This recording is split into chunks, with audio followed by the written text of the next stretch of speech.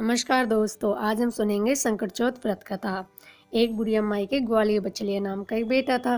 बुढ़िया माई बेटे के लिए 12 महीने की चारों चौथ करती थी। बेटा लकड़ी लाता और दोनों माँ बेटे उनको बेचकर अपना गुजारा करते थे। बुढ़िया माई रोजाना लकड़ी में से 2 लकड़ी रख लेती और उनको बाजार में बेचकर सामान लाती और उनमें से 5 पुए बनाती थी।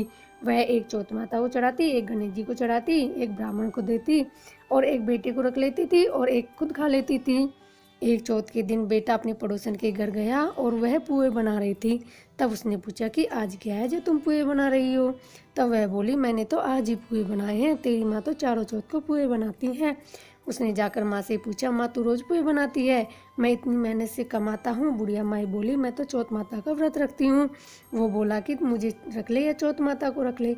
बुढ़िया माई बोली, मैं तेरे लिए तो चौथ रखती हूँ, सो मैं तुझे छोड़ सकती हूँ पर चौथ माता को नहीं। जब बेटा घर छोड़कर जाने लगा तो बुढ़िया माई बोली, तू जा तो रहा है तो मेरे हाथ में से ये आँखा ले जा, जहाँ तेरे ऊपर संकट आए पूर देना। बेटे ने सोचा बात तो झूठी पर ले चलने में क्या बुराई है। चलने लगा तो थोड़ी दूर पहुंचा तो देखा कि खून की नदी बह रही थी। कहीं से भी रास्ता नहीं मिला तो आंखें पूर कर बोला कि अगर चौथ माता तू सच्ची है तो मुझे रास्ता मिल जाए। तो रास्ता जट से मिल गया।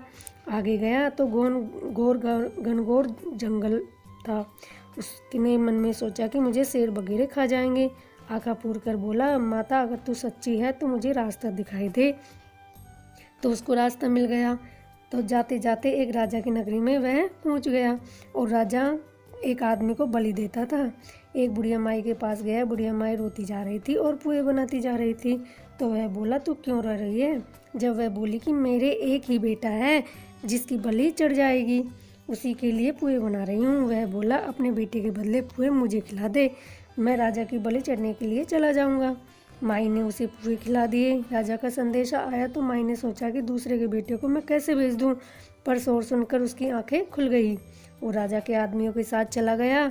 उन सब से मिलकर उसे हाव में चढ़ा दिया तो वह आंखा पूर कर हाव में बैठ गया।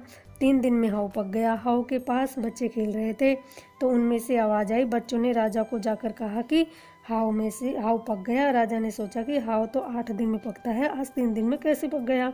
जाकर देखा तो सोने के कलश हो गए।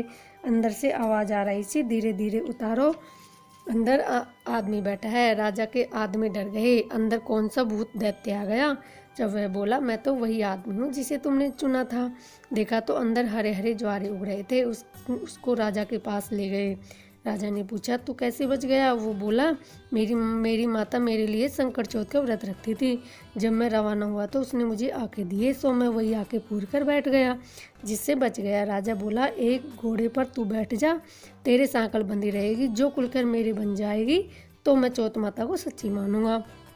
वो आके पूर कर बोला, चौथ माता अब तू ही लाज रखना। जट सांकल खुलकर राजा के बन गई। राजा ने अपनी बेटी की शादी उसके साथ कर दी और खूब धन देकर विदा किया। पड़ोसन बोली, माई तेरे बेटे बहू आ गए। छत पर चढ़कर देखा तो सचमुच बेटे बहू आ रहे थे। हे चौथ माता, जैसी बुढ़िया माई और उसके बेटे को टूटी वैसे ही सबको टूटने, कहता ने सुनता ने, हुक्का बरता ने, अपने पूरे परिवार ने।